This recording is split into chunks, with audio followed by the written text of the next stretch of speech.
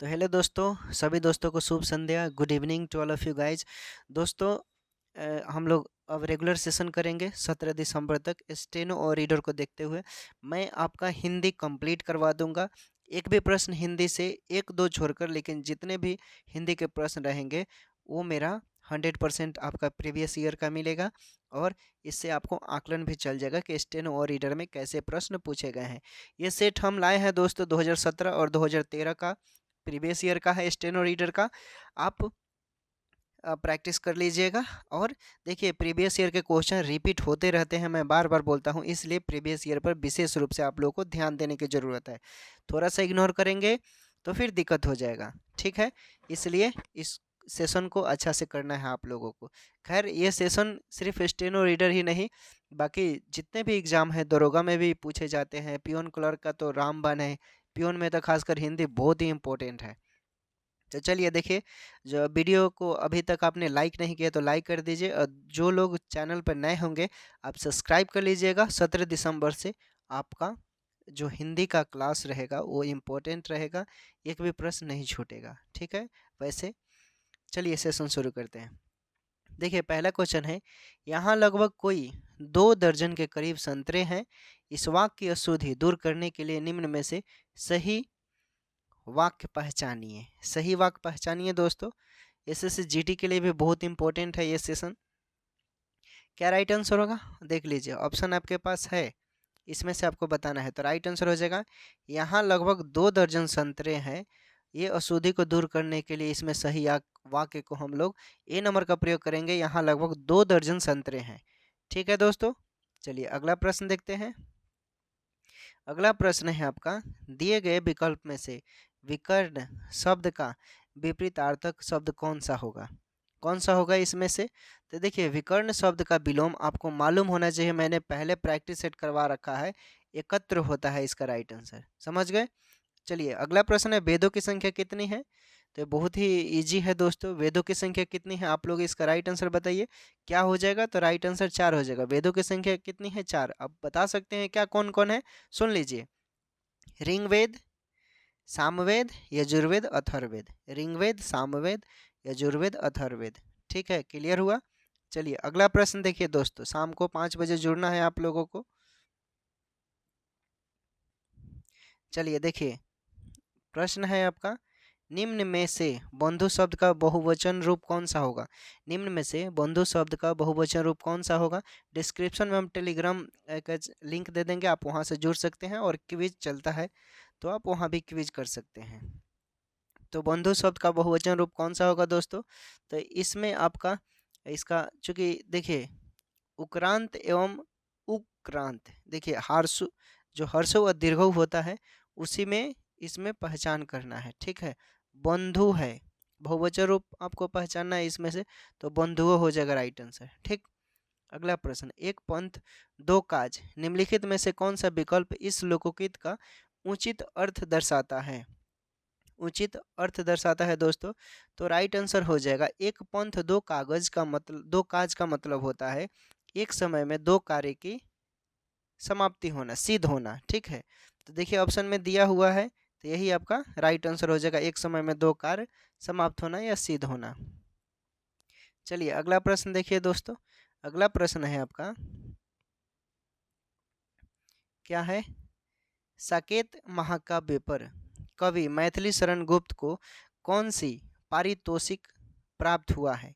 कौन सी पारितोषिक प्राप्त हुआ है, ऑप्शन 4 है, और इसमें से आपको पहचानना है। देखिए, राष्ट्र कवि जो मैथिली शरण गुप्त जो हैं, ठीक है, इनको साकेत साकेत महाकाव्य था, महाकाव्य के लिए ही इनको 1936 में हिंदी साहित्य सम्मेलन में इनको मतलब सम्मानित किया गया था, ठीक है। तो राइट आंसर क्या हो जाएगा उसका, नाम क्या होगा इसमें से। तो राइट आंसर हो जाएगा ये मंगला प्रसाद, ठीक है। क्या हो जाएगा, मंगला प्रसाद। चूँकि 1936 में हिंदी साहित्य सम्मेलन जो हुआ था, ये प्रयाग द्वारा मंगला प्रसाद पुरस्कार द्वारा इन्हें क्या किया गया था, सम्मानित किया गया था। अब यहाँ से गद्यांश पूछे जाएंगे, ठीक है। आपके 2 से 3 नंबर स्टेनो और रीडर में गद्यांश रहेंगे, ठीक। तो इसमें आपको क्या करना है, पढ़ लेना है और आपको आंसर का जवाब देना है। ठीक है, तो चलिए पढ़कर हम सुनाते हैं। हमारा समाज पुरुष प्रधान है, सही बात है। यहाँ जो भी नियम बनाए जाते हैं वे पुरुषों के द्वारा ही बनाए जाते हैं, इसलिए कैसे संभव है कि वे नियम अपने विरुद्ध बनाए। ठीक है, यह नारी के उत्थान और पतन के पीछे भी पुरुष का ही हाथ होता है। अतः नारी की हमारे समाज में क्या स्थिति होगी यह स्वयं ही परिभाषित है, और भारत के गांवों में स्त्रियों को पिता, पति अथवा पुत्र के अधीन रहना पड़ता है। ग्रामीण स्त्रियां प्रायः आर्थिक तंगी का शिकार होती है। उनके स्वास्थ्य और शिक्षा के विषय में भी अधिक ध्यान नहीं दिया जाता। यहाँ तक क्लियर हुआ? आगे देखिए, आगे है दोस्तों कि वास्तव में आधुनिक युग में कहने के लिए लड़का लड़की एक समान है, किंतु इसके पीछे भी रहस्य कुछ और ही है। मादा भ्रूण को गर्भ में नष्ट करने के कारण आज स्त्री पुरुष के प्रतिशत में काफ़ी अंतर आ रहा है। दहेज प्रथा एक बहुत बड़ी भयानक लड़की के लिए संकट बना हुआ है। घर से बाहर निकलने का उन्हें विचार असुरक्षित माना जा रहा है।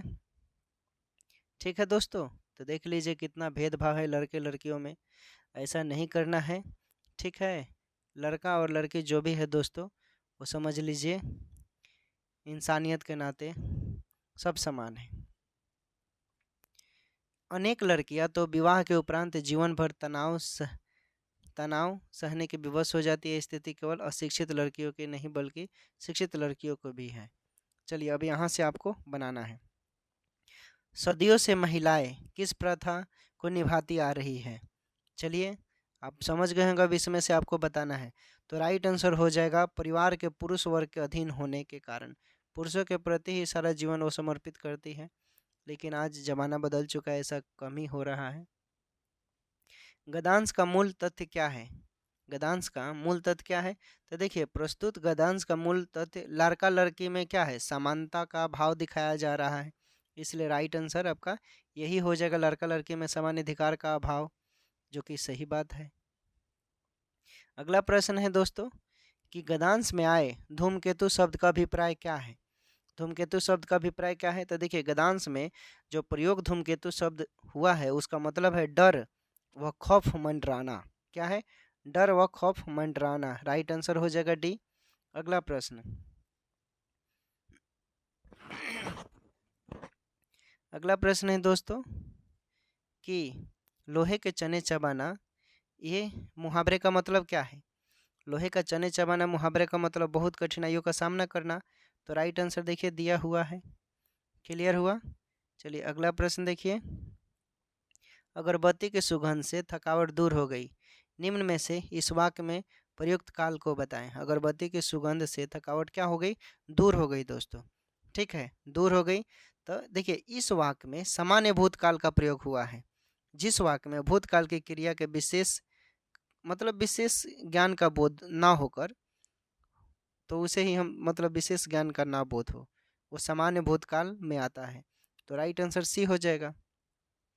अगला प्रश्न है प्रचुर का विलोम, इसमें पूछ रहा है प्रचुर का विलोम क्या हो जाएगा। तो देखिए प्रचुर का विलोम अल्प होना चाहिए, तो बिल्कुल ऑप्शन में दिया हुआ तो अल्प होगा, और मृदुल का विलोम पूछता तो क्या हो जाता? कठोर हो जाता।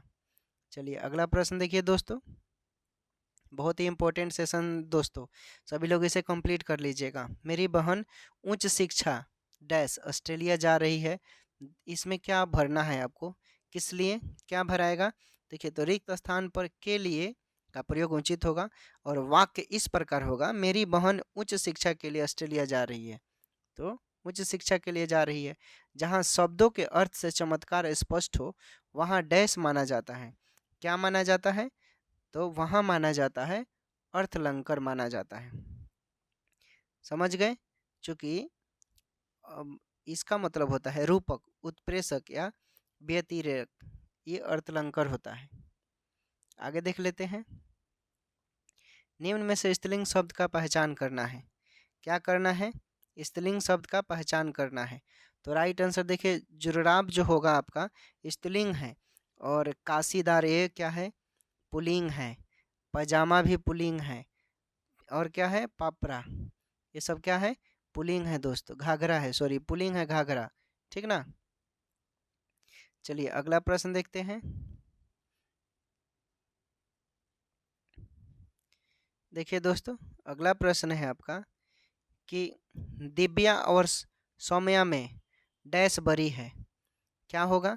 देखिए, तो वाक्य के अनुसार हम देखेंगे तो कौन, दिव्या और सौम्या में कौन बरी है, राइट आंसर होगा। दिए गए विकल्प में से माल का समानार्थी शब्द क्या है। यहाँ माल का गलत प्रयोग नहीं करना है दोस्तों, माल आप समझ रहे हैं, ठीक है, नेगेटिव नहीं सोचना है। तो माल का प्रयोग क्या होगा, माल का प्रयोग हो जाएगा मस्तक। एक माल मिस होता है समान, ठीक ना, और एक माल वो अलग होता है। निम्न में से बुढ़िया का बहुवचन रूप पहचानिए, ठीक है, निम्न में से बुढ़िया का बहुवचन रूप पहचाना है इसमें से।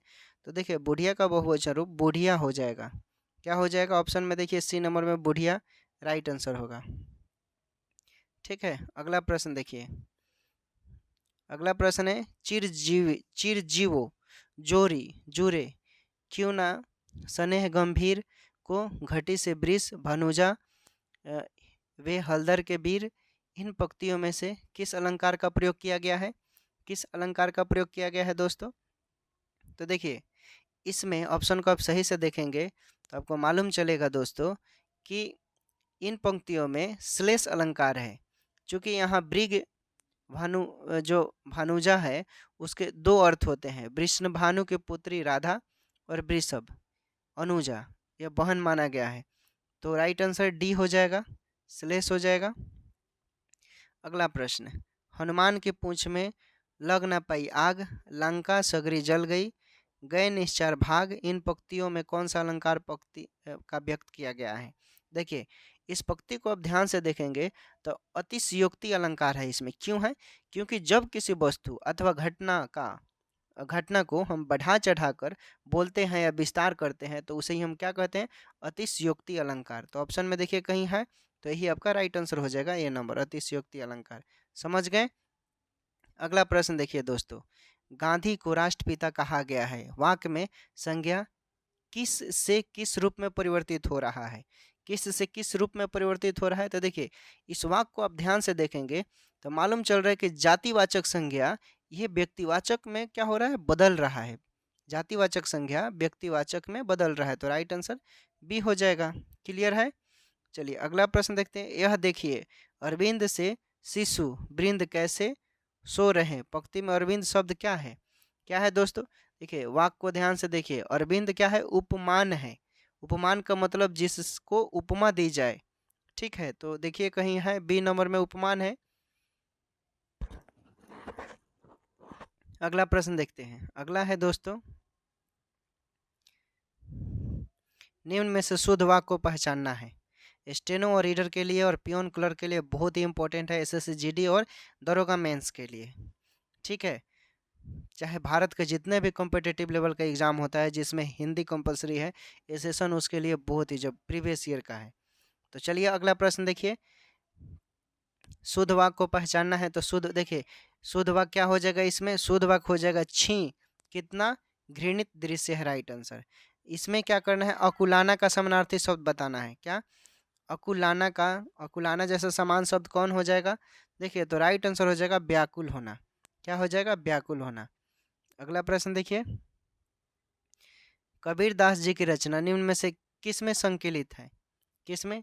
तो आपको ध्यान होगा, आपने मैंने हिंदी का जो प्लेलिस्ट बना रखा है, अगर आप में से किसी ने देखा होगा तो मालूम होगा कि कबीर दास की रचनाएं जो है बीजक में संकलित है, और सूरसागर और मृगावती के रचनाकार जो है वो सूरदास और कुतुबन है, ठीक है, इसका बताएं।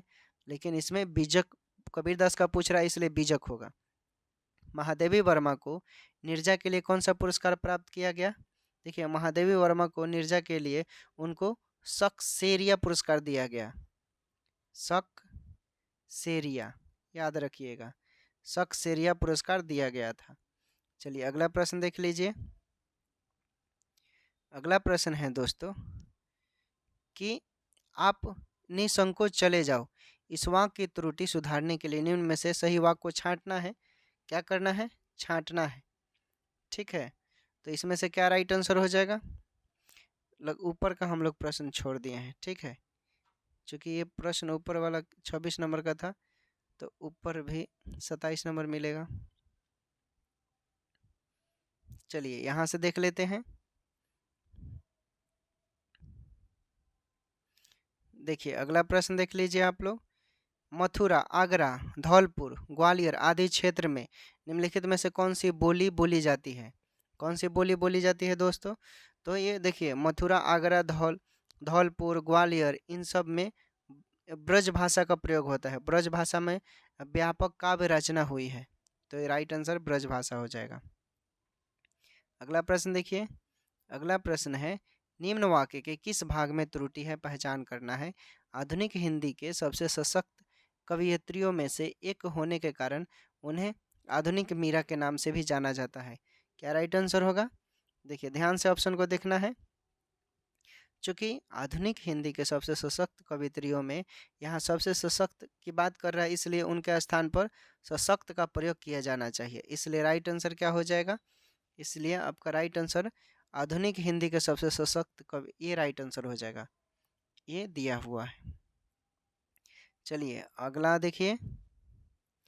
विशेषण की 3 अवस्थाएं होती हैं, मूल अवस्था, डैश तथा डैश। दिए गए विकल्प में से सही विकल्प का चयन करना है। तो देखिए विशेषण की 3 अवस्थाएं होती है, एक मूल अवस्था और एक उत्तरावस्था होता है। क्या होता है? उत्तरावस्था। और तीसरा क्या होता है दोस्तों? तीसरा आप बता सकते हैं क्या? देखिए तीसरा होता है उत्तमा अवस्था, उत्तमा अवस्था। तो राइट आंसर देख लीजिए, डी नंबर दिया हुआ है। चलिए अगला प्रश्न देखिए। अगला है आपका, दिए गए विकल्प में प्रतिक्रिया का परिवाची शब्द क्या होगा? प्रतिक्रिया का परिवाची शब्द हो जाएगा प्रत्युत्तर। प्रत्युत्तर राइट आंसर हो जाएगा। दिल्ली डैश मेरठ डैश दूरी लगभग 70 किलोमीटर है। दिए गए विकल्प में से सही विकल्प का चयन करके पूरा करना है, तो क्या हो जाएगा? तो राइट आंसर हो जाएगा से। और देखिए दिल्ली से मेरठ की दूरी, समझ गए। अगला प्रश्न देखिए। अगला है, निम्नलिखित में से धूर्त शब्द मुहावरा बताना है, धूर्त का क्या हो जाएगा? तो देखिए धूर्त का क्या हो जाएगा? रंगा सियार बोल सकते हैं, रंगा सियार राइट आंसर हो जाएगा। मूर्ख को बोला जाता है। कोयले की दलाली में मुंह काला, इस मुहावरे का क्या राइट आंसर होगा? देखिए कोयले की दलाली मुंह काला का मतलब हो गया बुरा काम बदनामी का कारण बन जाता है, तो राइट आंसर बी हो जाएगा, दिया हुआ है। अगला प्रश्न देख लीजिए। बहुत ही वेरी इंपॉर्टेंट ये सेशन चल रहा है। निम्न में से पुल्लिंग शब्द को पहचानिए। निम्न में से पुल्लिंग शब्द को पहचानना है दोस्तों। क्या होगा? इसी तरह के प्रश्न इसी आधार पे आपको एग्जाम में 17 दिसंबर को पूछे जाएंगे, ठीक। क्या राइट आंसर होगा? तो इसमें से राइट आंसर हो जाएगा कपड़ा। पुल्लिंग है, जाति स्त्रीलिंग, भूजा चिड़िया स्त्रीलिंग है। दिए गए विकल्प में से पवित्रता का विशेषण क्या होगा? पवित्रता का विशेषण पवित्र हो जाएगा, राइट आंसर, ठीक है। विशेषण पवित्र हो जाएगा, समझ गए। चलिए आगे देख लेते हैं हम। इसके बाद गद्यांश दिया हुआ है, ठीक है। 36 नंबर प्रश्न देखिए। आप निसंकोच चले जाओ, इस वाक्य में त्रुटि सुधारना है आपको। तो राइट आंसर हो जाएगा आप निसंकोच चले जाओ, यही आपका क्या हो जाएगा? त्रुटि। अब सुधार देंगे तो ये सही हो जाएगा, ठीक। अब आपको इसमें भरना है 37 नंबर में। चलिए भर कर बताइए क्या राइट आंसर होगा। देखिए लोग, देखिए ध्यान से आप देखेंगे तो इसमें आपको मालूम चलेगा क्या पूछ रहा है। भरना है, 4 ऑप्शन दिया हुआ है। चूंकि जिसने खिड़की का शीशा तोड़ा वह बता दे, ठीक। तो राइट आंसर आपका बी हो जाएगा। अगला प्रश्न देखिए। आज हर कोई मानसिक रूप से बीमार दिखता है, इस वाक्य में हर कोई किस प्रकार का शब्द है? किस प्रकार का शब्द है? तो ये सदैव हमेशा एक वचन के रूप में है। अगला प्रश्न देखिए। निम्न में से सही जोड़ी चुनिए, सही जोड़ी चुनिए। तो राइट आंसर सुमित्रा नंदन पंत जो है उन्होंने चिदम्बरा लिखा है, ठीक है। अगला प्रश्न देख लेते हैं। अगला प्रश्न है कि दिए गए विकल्प में से उन्नत शब्द क्या दर्शाता है? इसमें क्या दर्शाता है दोस्तों? देखिए तो उन्नत शब्द आपका विशेषण दर्शाता है। किस चीज़ को दर्शाता है? विशेषण को। अनंत का सही संधि विच्छेद क्या होगा? तो अन प्लस अंत हो जाएगा, ये नंबर राइट आंसर हो जाएगा। अगला प्रश्न देख लीजिए।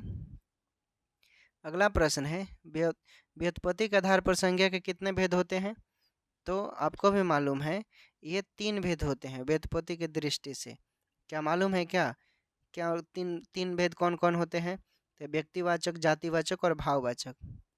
ठीक है, तीन तीन होता है, याद रखिएगा, 5 नहीं तो गलत हो जाएगा यहाँ, क्योंकि व्युत्पत्ति के आधार पर पूछा है इसलिए। क्लियर हुआ? चलिए आगे देख लेते हैं।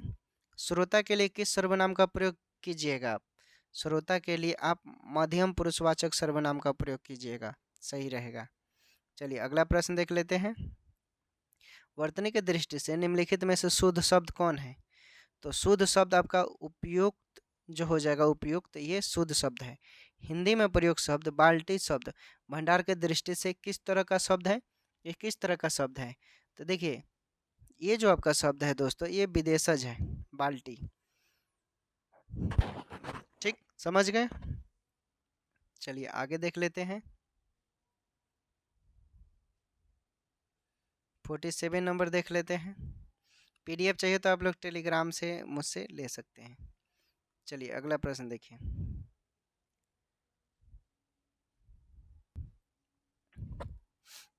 देखिए अगला प्रश्न, जीव और उनके पर्यावरण की परस्पर क्रियाओं का अध्ययन कहलाता है। क्या कहलाता है? तो ये इकोलॉजी कहलाता है दोस्तों, इकोलॉजी। ये विज्ञान में भी प्रश्न पूछा जाता है, बायोलॉजी में, बहुत ही इंपॉर्टेंट है। पृथ्वी पर उपस्थित समस्त इकोतंत्र को सम्मिलित रूप से क्या कहते हैं? उसको क्या कहते हैं दोस्तों? तो जैवमंडल कहते हैं। वेरी सिंपल, जैवमंडल, याद रखिएगा। चलिए अगला प्रश्न देखिए, देख लीजिए कैसा प्रश्न पूछा है, मिक्सिंग कर कर पूछा है, कन्फ्यूजन वाला। परिस्थितिक तंत्र या इकोतंत्र का घटक कौन इसमें नहीं है? कौन इसमें नहीं है? सूर्य का प्रकाश तो होगा, कार्बनिक पदार्थ होगा, मौसम भी होगा, लेकिन परमाणु ऊर्जा नहीं होगा। घटक पूछा है इसलिए।